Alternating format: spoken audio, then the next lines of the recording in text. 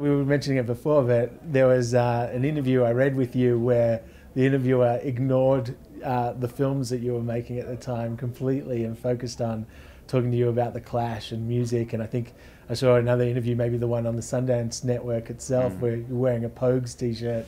How important is music to your process as a filmmaker, like integrating that element? Well, it's not just music. I mean, it's really the Clash. I think they're the most important thing ever. I mean, for me, I don't think there's anything better than them. So really, I wish all my interviews really were about the Clash, because I feel like I know a lot more about them than anything that I'm doing. You know, from a little kid, I could tell you everyone's underwear size, I'm sure. And is that something that your parents introduced you to, or you've oh discovered it yourself? they shake their heads since a little. You know, like they didn't want.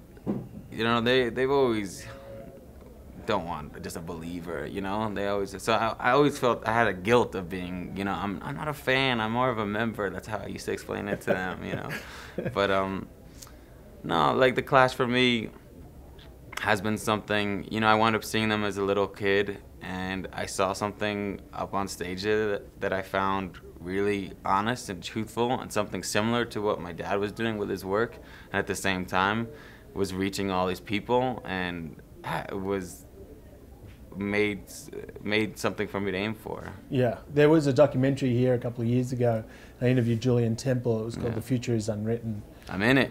You're in it? Yeah, I was watching. I'm in the crowd. I'm like, Joe's playing at Irving Plaza, and then it just cuts to just me just looking up like just the Messiah. It's just the best. And I'm sitting in a theater watching, yes, there's me, you know, just like, and of course you had to use that shot because it just looks like, you know. It's funny. You mentioned your dad just then, like being a filmmaker in his films.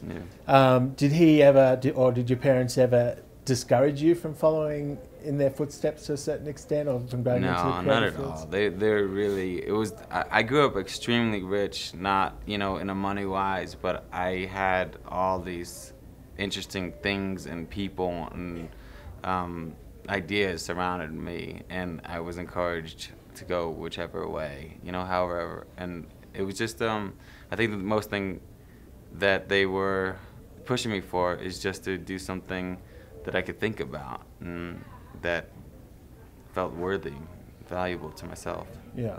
We should probably talk about John C. Reilly, who's in your film. Yeah. John, you know, has another film up here, Cedar Rapids, as well, and he was here last year with Cyrus.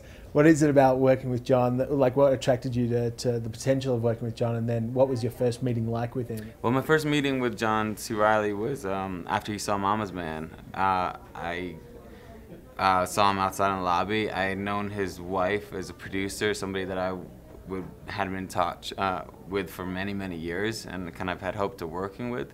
And then I wound up speaking to the two of them after out in the lobby about Mama's Man, and it just was it was great that the movie connected to him, you know, to connect it to both of them. And was he, like, he's known for being very active in terms of like shaping his lines and shaping his character? Was that a nice collaborative process for you? It really was. I mean, he does things in the movie that I'm still catching now, you know, after looking at it over and over, editing, I still am catching new things and new ideas and things that he brought to that were way beyond what I could come up with, but that really make this character a grounded person and not just a character. And now watching it with an audience, like, what's the rule? Well, we had our first screening last night, and you know, I just crushed my wife's hand. I mean, I think I couldn't focus on anything. That's all I could do was just hold on, hide. But they tell me it went well.